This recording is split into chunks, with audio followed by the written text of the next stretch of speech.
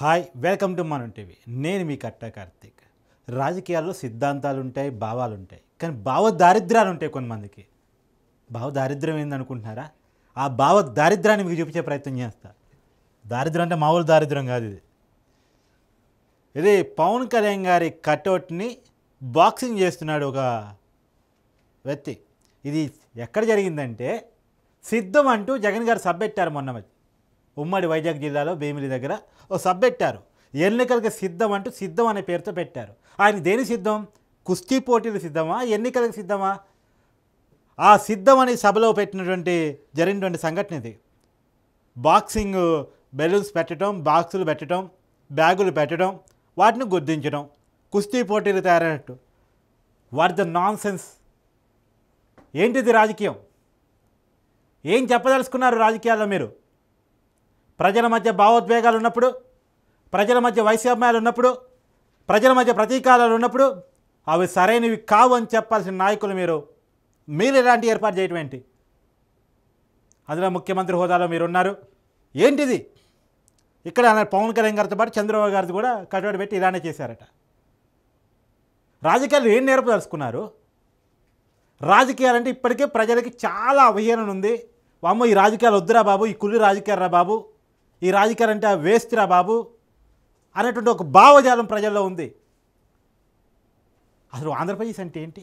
ఆంధ్రప్రదేశ్ రాజకీయం అంటే ఏంది?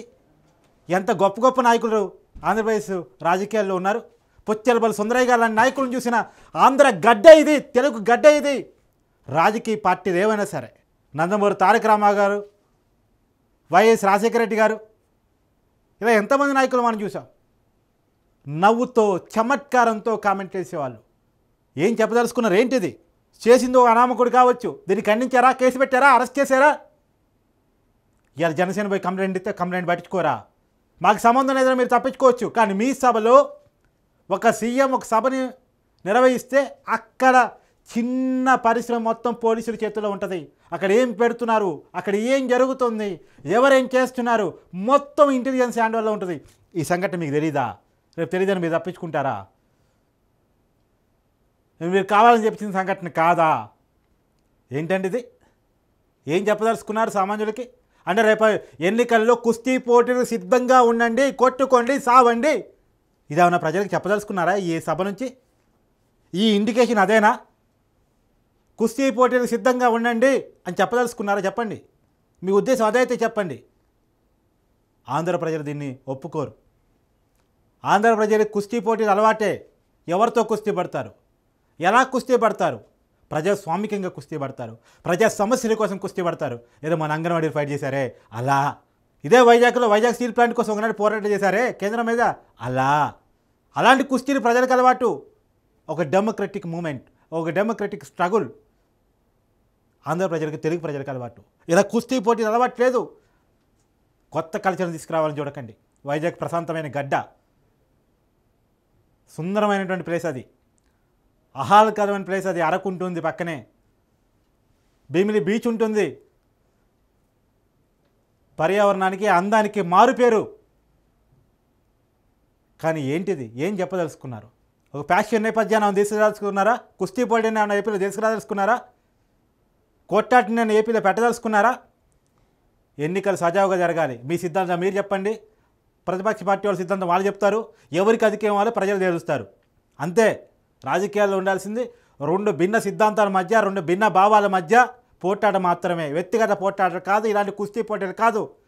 ఎన్నికలంటే, రాజకీయాలంటే రెండు విభిన్న భావాజాలాలు ప్రజలకు చెప్పుకుంటే, రెండు విభిన్న భావాజాలాల ఘర్షణ మధ్య ఒక భావాజాలాన్ని ప్రజలు ఎంచుకుంటే ఆ భావాజాలంతో పరిపాలన చేయటం రాజకీయం. అంతేగాని కొట్టాట సృష్టించడం, కొట్టాట ప్రేరేపించడం, అవతల వాళ్ళ మొహం కూడా చూడకుండా ఉండటం, కక్ష సాధింపులు పడటం, ఇది కాదు. ఇది ఒక మైండ్ సెట్ని క్రియేట్ చేయట్లే. రాజకీయ కక్ష సాధింపుని ఒక మైండ్ సెట్ని చెప్పట్లే. ఈ మైండ్ సెట్ అదే కదా. ఇప్పుడు చూడు ఎంత ఎంజాయ్ చేస్తున్నాడు చూడండి. అరే ఆగ్రా స్వామి, కొట్టిన చాలే కానీ ఏం సాధించినవరా? ఏదో చేతులు పైకెత్తి చూపిస్తాడు. ఏం సాధించినవరా నువ్వు? ఎవడీడు తీసపోయి బొక్కలో వేయాల్సినోడు, బయట సమాజం ఉండాల్సినోడు కాదు. ఇది మైండ్ సెట్ బయట సమాజంలో బతకాల్సినోడు కాదు. ఇమ్మీడియట్గా ఇమ్మీడియట్గా అరెస్ట్ చేయాల్సిన వ్యక్తి ఇతను. ఇమ్మీడియట్గా మరుక్షణం ఆలోచన లేకుండా వితౌట్ ఎనీ కంప్లైంట్ సుమోటోగా తీసుకొని అరెస్ట్ చేయాల్సిన వ్యక్తి ఇతను. చేశారా? అంటే మీ తాడేపల్లి ముట్టడికి వచ్చే వాళ్ళు సమస్యలు చెప్పుకుందామని వచ్చే వాళ్ళని అరెస్ట్ చేస్తారు మీరు. ఇట్లాంటి వాళ్ళని చేయరు మీరు. జగన్ గారు, మీకు తెలిసి జరిగిందా తెలియ జరిగిందా మాకు తెలియదు. మీకు తెలియకుండా జరిగిందనే మేము నమ్ముతున్నాం. తెలిస్తే దీన్ని ఊరుకోరని మేము నమ్ముతున్నాం. కానీ ఇమ్మీడియట్గా ఇలాంటి సంఘటన ఖండించండి. దీని మీద ఎంక్వైరీ అయ్యండి. ఎవరు చేశారు, ఎవరు చేపించారు, పాల్గొన్న వాళ్ళు ఎవరు, ఇది కండక్ట్ చేసింది ఎవరు, ఈ ఫ్లెక్సీలు తయారు చేసింది ఎవరు, ఈ బాక్సులు పెట్టింది ఎవరు, ఈ బ్యాగులు తయారు చేసింది ఎవరు, అందరి మీద చర్యలు తీసుకోండి. ఇమ్మీడియట్గా చర్యలు తీసుకోండి జగన్ గారు మేము కోరుతున్నాం. ఒక డెమోక్రటిక్ జర్నలిస్ట్గా కోరుతున్నాం. Thank you.